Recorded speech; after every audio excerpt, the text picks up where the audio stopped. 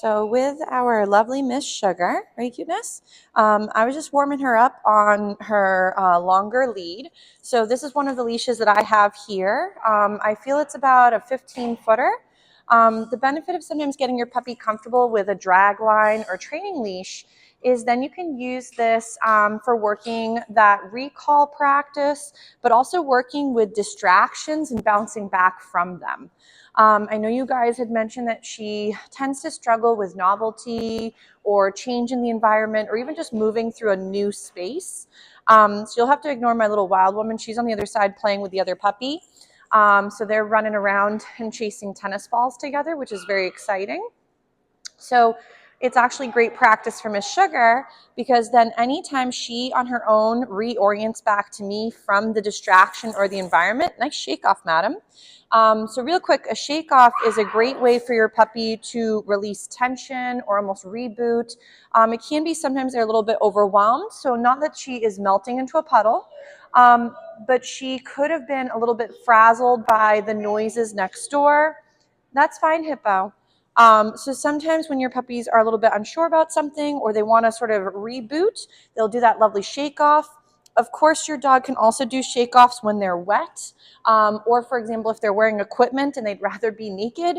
Sometimes dogs are more fans of feeling, again, the feeling of having no gear on is more comfortable for some.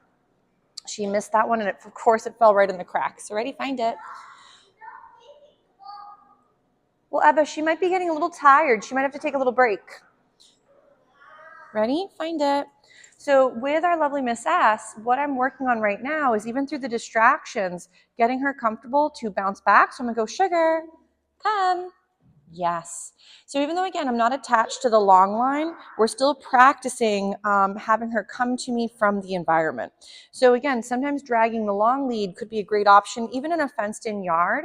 But if your puppy sometimes likes to play keep away or they get easily distracted or overwhelmed, view the leash again like your training wheels. So if your babe barely can respond to distractions around you on a 6-foot leash, they probably wouldn't do better even on, for example, no gear. So if you find that your babe has very little recall abilities or they get overwhelmed or too excited by certain things in the environment, I would highly recommend a longer training leash for practice. Of course, it rolled right into the crack. Ready? Sugar, here you go, cuteness. Ready? Find it. She's like, no, I really want the small piece. So I'll show her some of the bigger ones. Ready, Sugar? Right here. Find it. So that way we can hopefully discourage her from hoping to get the one that fell in the crack. She's like, no, I will one day get that one out. It's the sad part about having the cracks in the floor is all the little tidbits tend to roll in. Ready? Sugar. So let's say this could be a great distraction moment. So I know she would love to get the treat that's stuck, but maybe this could be she's distracted by a chipmunk, she's distracted by a squirrel, maybe there's an odor or something she's trying to dig out of the floor. If let's say I'd called my pup and there was no response, we don't want to keep saying it over and over, saying, hey, you check in if they're well past their comfort range or gone. So again, I would go a little closer. I'd go, Sugar, come. And I'd bring her into my space. And I like to jackpot her for coming into my space and have it have more value than it did when she was, again, doing her own thing and attempting to find that little crumb. So the benefit of also having a longer lead or, for example, training leash, whatever you want to call them, is I like to at times have my puppy practice as if they are off gear, and then I start meandering through the environment, and anytime the dog hones in or checks in with you, kind of like we did earlier with no gear on, the benefit of this is you could start to get her to generalize these skills while you're also in your yard.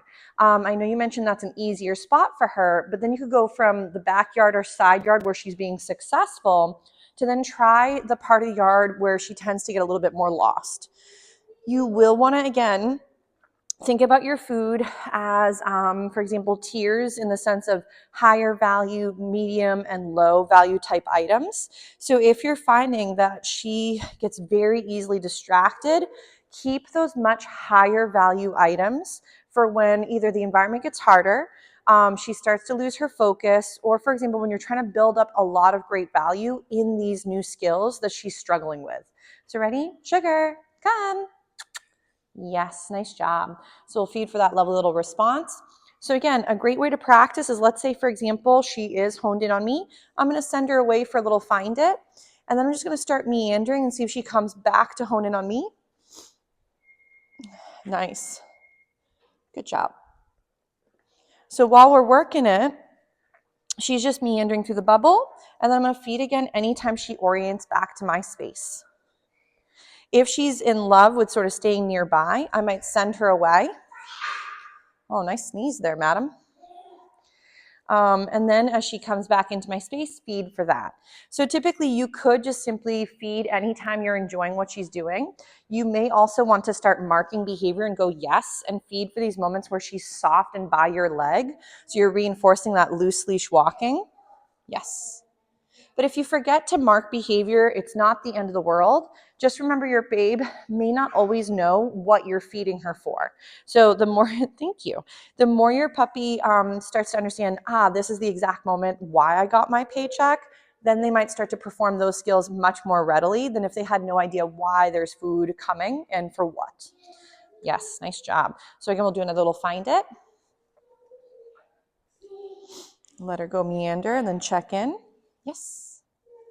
Nice job.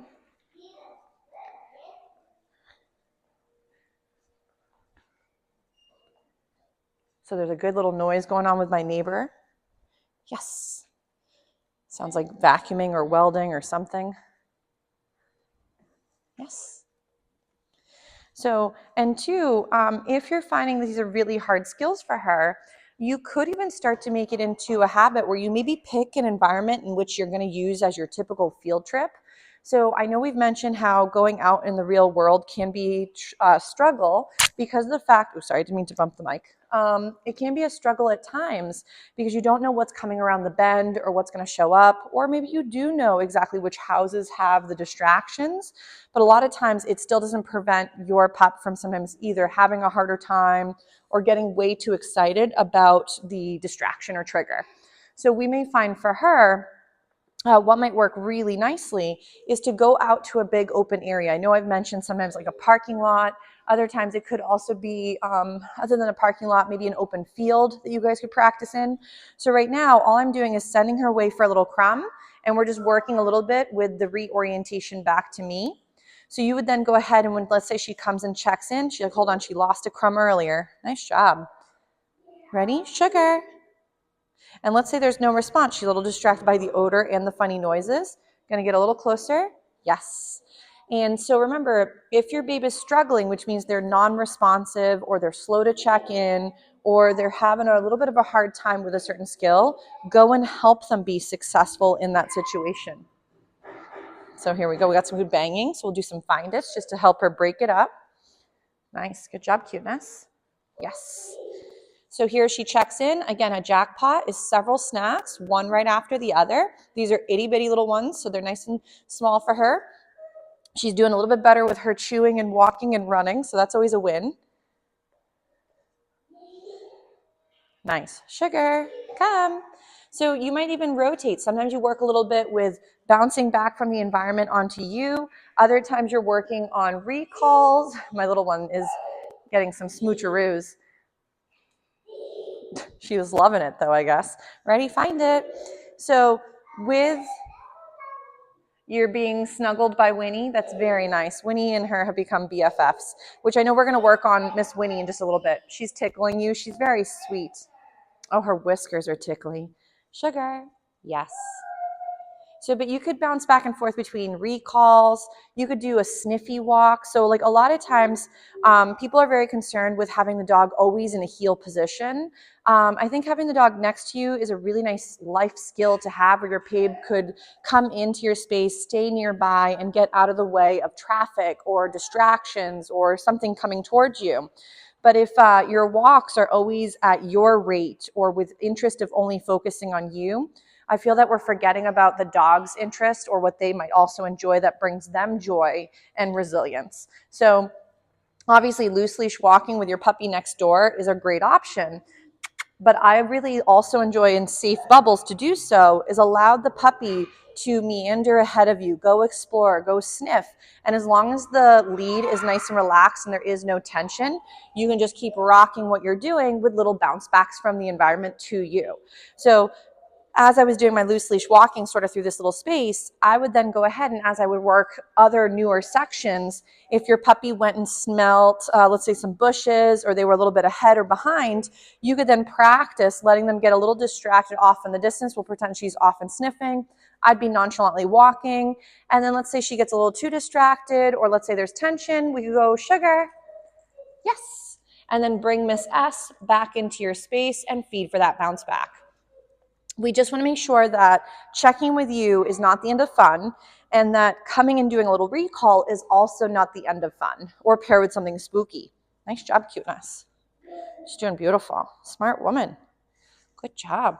So we'll give her a little break from some of this with the long line, but I would recommend this one's about a 15. Some folks like 15 to 12 or so. I wouldn't go as big as 20 and above, because then I feel it's a lot more gear to hold on to. This can be easy enough to, for example, loop up a little bit. You could get comfortable sort of holding it on one side and then as need be, release more gear as she needs it. So that way your pup can have a fun exploration of a walk while also working focus and checking in and being nearby at the same time. Nice job, cute. She's doing such a good job, Miss S. Good job. So we'll give you a little break. I'll take this lead off in 1 second. Good job, cuteness. And we'll work a few more little skills in just a moment.